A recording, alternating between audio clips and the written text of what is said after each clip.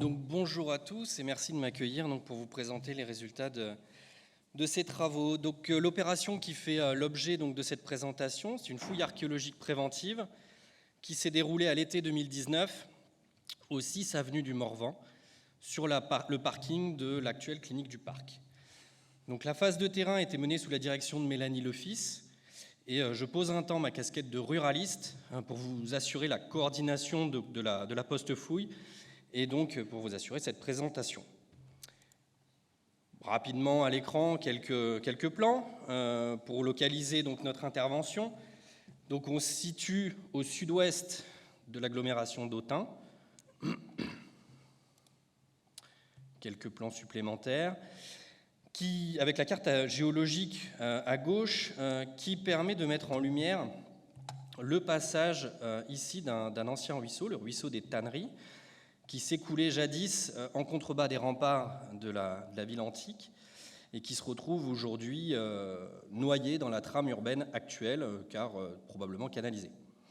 Nous verrons par la suite que le souvenir de ce ruisseau ne manquera pas de soulever quelques questionnements. Donc enfin une carte de la ville antique pour localiser un petit peu plus précisément notre intervention. Donc on est ici à l'intérieur de la ville antique, contre le rempart, à quelques encablures au nord-ouest de la porte Saint-Andoche. Si l'on se réfère à la trame urbaine théorique proposée par Alain Rebourg, nous nous situons donc dans l'îlot 10-3.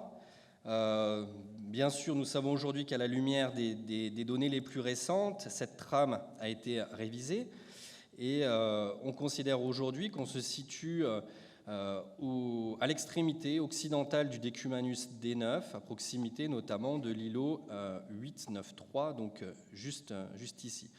On le sait notamment grâce à une fouille menée en 2005 à la clinique du Parc, déjà, lors d'un projet d'extension qui avait permis de localiser ce décumanus D9. Ainsi, à la lumière des données actuelles, l'emprise concernée par le projet est directement située à l'extrémité de ce décumanus, qui est considéré comme l'une des rues exceptionnelles de la ville antique. À la vue de ce dernier plan, publié par Yannick Labonne et Michel Kasprick en 2008, on se rend bien compte le pourquoi du comment de la qualification d'exceptionnel, c'est qu'il pourrait s'agir d'un décumanus, du décumanus maximus, qui fait écho au Cardo C7, Cardo Maximus. Décumanus Maximus aux premières heures de la ville antique, qui a peut-être ensuite été délaissé au profit des décumani D8 et D10 au nord et au sud, qui vont respectivement déboucher sur la porte de Saint-André et la porte Saint-Andoche. Lorsque nous zoomons sur le quartier de l'hôpital et de la clinique du Parc, nous remarquons que le secteur bénéficie déjà de plusieurs fouilles archéologiques.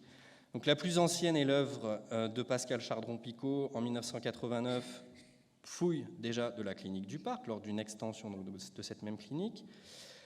En 2001, une fouille de plus grande envergure, cette fois au niveau du nouvel hôpital. Et puis en 2005, j'ai déjà fait allusion, une seconde fouille à la clinique du Parc, lors, encore une fois, d'une extension. Donc voici l'emplacement de la fouille 2019. Ces différentes interventions permettent d'avoir une vision relativement claire de la physionomie du secteur à l'époque antique. Donc on se situe bien en bordure de la ville, intramuros, le tracé du rempart est ici, à l'extrémité du décumanus D9.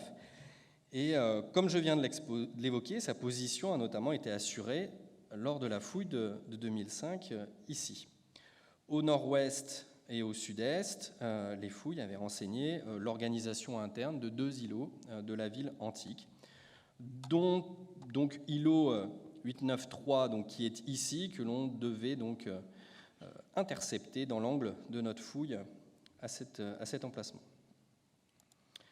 Tout naturellement, le diagnostic archéologique qui a été réalisé par le service archéologique de la ville d'Autun, sous la direction de Tristan Dessolins, a confirmé ces hypothèses. Donc, l'ouverture de deux sondages profonds a permis l'identification d'une importante puissance stratigraphique de près de 4 mètres, dont l'essentiel correspond à des niveaux antiques. Ainsi ont été repérés des niveaux de voirie en vert associés au decumanus, le caniveau bordier nord, des zones de trottoir et des structures linéaires en creux interprétées comme des tranchées de récupération de l'angle de l'îlot. Dans ce secteur-là, ont été révélées une succession de couches de remblais, dont certaines laissaient envisager la présence de sols de circulation. Donc, nous sommes ici entre l'îlot et le rempart, dans une zone que l'on dit non construite, puisqu'il n'y a aucune construction mise en évidence dans ce secteur-là. Donc c'est une zone qui fait habituellement entre 15 et 20 mètres de large et qui longe la courtine, tout le rempart de la ville antique. Donc, suite à ce diagnostic, l'État établit une prescription de fouilles archéologiques axée sur plusieurs problématiques que je résume ici. Il s'agissait de tenter d'aborder l'occupation précoce de la ville, de caractériser l'évolution du decumanus, d'essayer d'aborder l'hypothèse du statut primitif donc d'un decumanus maximus, de caractériser son interruption à l'approche du rempart, puisqu'on sait que ces rues ne viennent pas directement buter contre le rempart, mais s'interrompent juste avant. Comprendre comment est aménagé et quel est le rôle de cette zone non construite. Comme je disais, on devait accrocher un petit peu, donc l'îlot 8.9.3, donc on pouvait essayer de comprendre un petit peu son évolution. Bien sûr, il y a des caniveaux, des canalisations qui avaient été repérées, donc on pouvait en apprendre un petit peu plus sur la gestion de l'eau. Enfin, une des problématiques résidait dans la confirmation ou non de la présence d'une tour dans l'axe du decumanus, donc on voit, elle est restituée ici. Et enfin, essayer de renseigner sur les activités artisanales pressenties lors du diagnostic. Je m'emmène les crayons, pardon. Donc initialement, l'emprise prescrite correspondait à une superficie de 760 mètres carrés qui venait juste contre les façades de la clinique. Mais à l'image du diagnostic, là on a le plan du diagnostic ici sous la flèche, à l'image du diagnostic, le décapage a été limité par un certain nombre de contraintes, et notamment la présence d'un certain nombre de réseaux sensibles, actifs, et également limité par le maintien d'un passage qui devait assurer la continuité de l'activité de la clinique. Donc ainsi, voilà l'emprise maximale ouverte lors du diagnostic, et ici l'emprise que nous avons pu ouvrir au moment de la fouille. Donc l'emprise accessible, elle s'est restreinte à 439 mètres carrés. Et quand on ajoute à cela la réalisation des paliers de sécurité, puisqu'on a affaire à une puissance stratigraphique relativement élevée et à la présence des réseaux, dont certains traversaient l'emprise, on a pu aborder les niveaux les plus bas, au niveau du substrat naturel, sur une superficie d'environ 100 mètres carrés. Donc d'emblée, cela me permet d'aborder la première problématique que j'évoquais tout à l'heure, qui est celle de l'occupation précoce de la ville, puisqu'aucun vestige augustéen n'a été identifié, au contraire de la fouille voisine du nouvel hôpital. Les niveaux les plus anciens mis au jour correspondent à l'édification de l'extrémité du decumanus et sont datés entre les années 40 et 70. Donc je vais vous présenter brièvement un petit peu les principales phases d'occupation qu'on a pu identifier. Donc le premier état nous permet rapidement d'aborder plusieurs des problématiques évoquées précédemment. Tout d'abord, la fouille a bien révélé la suite du decumanus, comme on pouvait s'y attendre. Toutefois, les premiers niveaux de circulation qu'on a pu identifier ne reposent pas sur un radier de fondation, comme cela a été observé en 2005 ou plus récemment en 2018 sur la récente fouille du boulevard Mazagran. Le premier niveau se résume à un cailloutis jointif relativement peu épais, qui est directement disposé sur un substrat qui a vraisemblablement déjà fait l'objet de travaux de terrassement, avec une pente assez importante d'environ 10% en direction du rempart. Donc il faut imaginer vraiment une extrémité du decumanus qui descend jusqu'à la courtine. Ces observations tentent à indiquer que l'interruption de la chaussée se situe en limite nord-est, ici, de notre intervention, puisqu'un radier avait été quand même aperçu au moment du diagnostic, donc avec une coupe qui se situe à peu près sous la souris, juste ici. Nous verrons qu'au-delà de cette interruption de la chaussée, l'espace de circulation il est tout de même maintenu, avec une succession de remblais de voiries qui vont s'échelonner jusqu'au IIIe siècle. Ce premier niveau de circulation, il s'étend sur une largeur de plus de 9 mètres et il va se poursuivre dans la zone non construite, ici, le long de la courtine. Cette zone et le décumanus sont bordés par des fossés qui font office de caniveaux. Donc on retrouve ici le caniveau nord du décumanus qui va s'infléchir très légèrement pour ensuite s'écouler en direction du sud. De la même façon, au bord de la zone non construite, on a ce fossé F58 qui vient s'écouler également en direction du sud. Le sens d'écoulement a son importance, vous le verrez par la suite. De façon transversale au décumanus, on vient installer ici une canalisation en bois, dont on a retrouvé uniquement les joints en fer, régulièrement espacés, qui nous permettent d'apprécier, on va dire, le gabarit de ces tuyaux de bois qui devaient mesurer environ 2,50 m. Le mobilier tend à indiquer que l'aménagement de la bordure de l'îlot n'intervient pas avant les années 70. C'est pour ça qu'on individualise, on va dire, deux sous-phases, la phase 1A et la phase 1B. Lors de cette phase, le décumanus et la zone non construite disposent d'une nouvelle couche de circulation. Des nouvelles canalisations traversent le décumanus. Donc la première que j'ai présentée tout à l'heure doit être abandonnée, on en aménage d'autres. Un mur bahut, que l'on voit notamment sur les clichés, est construit et vient délimiter donc, cet espace vierge de la zone de trottoir, ici matérialisée en rosé. Donc ce mur bahut, c'est quelque chose que l'on connaît bien et que Yannick Labonne évoquait tout à l'heure. C'est quelque chose qui est assez bien connu en bordure de voirie, à Autun. C'est un mur bahut donc, qui est maçonné, qui est scandé par des blocs monumentaux en grès qui devaient accueillir un portique pour abriter une zone de trottoir.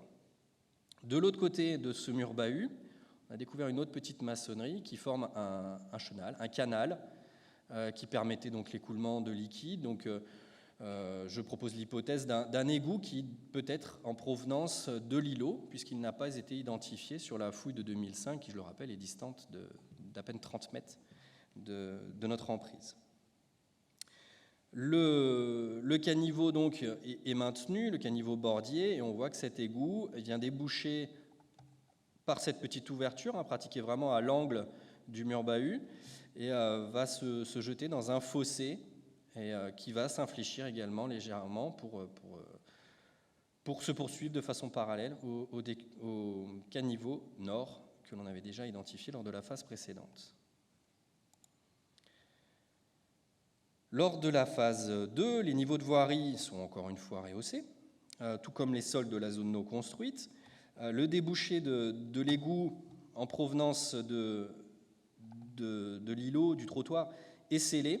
Alors peut-être fonctionne-t-il encore au moyen d'une canalisation souterraine, mais on n'en a pas l'assurance.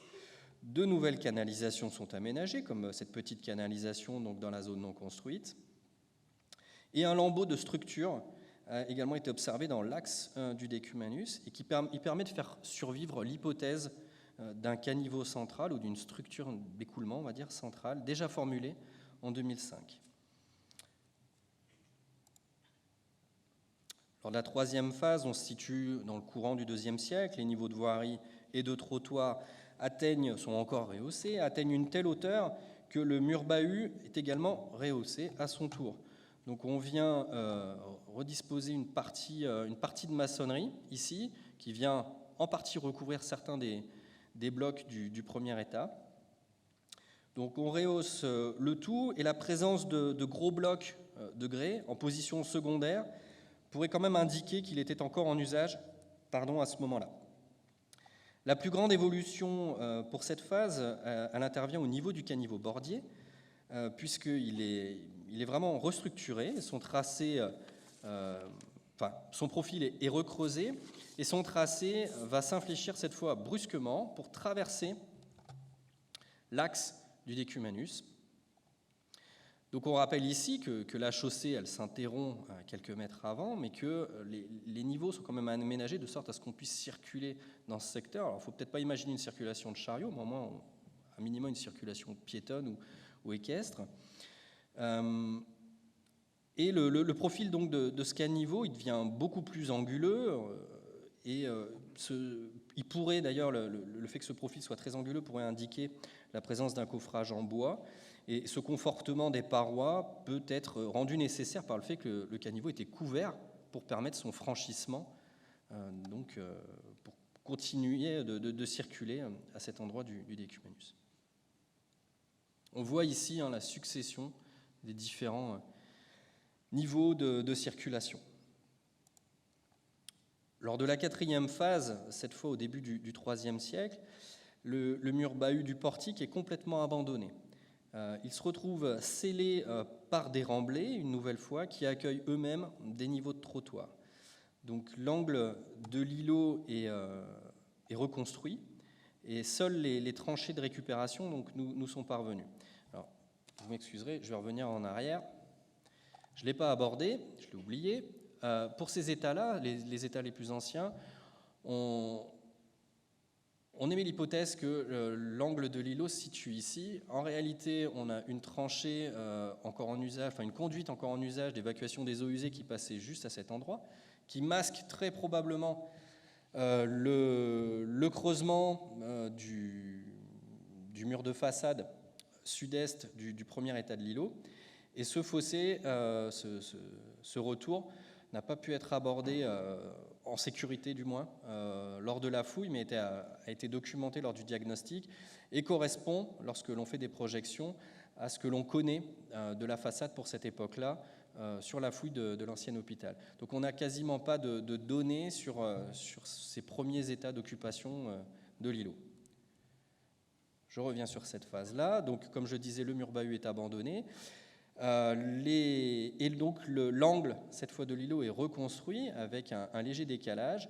Donc on n'a pas de maçonnerie conservée pour cette époque-là, mais on a donc des tranchées de récupération qui matérialisent l'angle de l'îlot.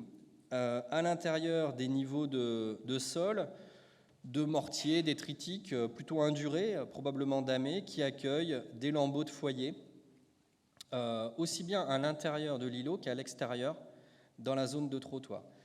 Lambeaux de foyer qui n'ont pas livré beaucoup de mobilier et qui nous laissent un petit peu dans l'expectative quant à leur fonction. Voilà, vous avez des photographies donc, de ces structures.